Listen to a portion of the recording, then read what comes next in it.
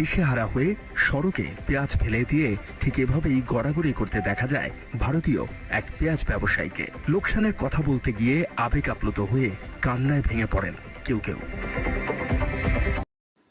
কি গো দাদা বাবুরা, তোমাদের ওপারে নাকি এখন 5 টাকা কেজিতে পেঁয়াজ পাওয়া যাচ্ছে, তারপরও নাকি কেউ কিনছে না।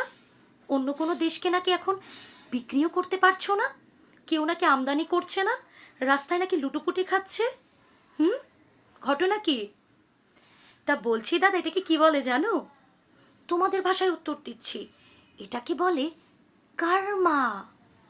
কার্মা।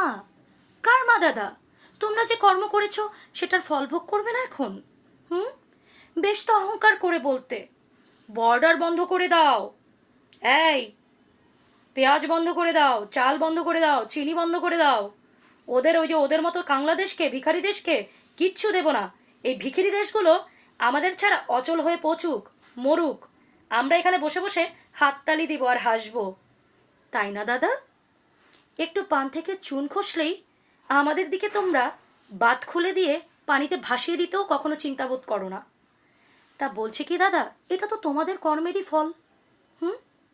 একটা সময় 250-300 টাকাতেও আমরা এই পেঁয়াজের মুখ দেখতে পেতাম না। হ্যাঁ, আমাদের দেশে পেঁয়াজের উৎপাদন তখন কিছুটা কম হতো, যে কারণে বাধ্য হয়ে তোমাদের থেকে আমরা পেঁয়াজটা আনতাম, আর সেটারই সুযোগ নিয়েছিলে তোমরা। ভুলে গিয়েছিলে যে তোমাদের 4/3 পেঁয়াজ কিন্তু আমরাই বেশি দাম দিয়ে কিনে আনতাম।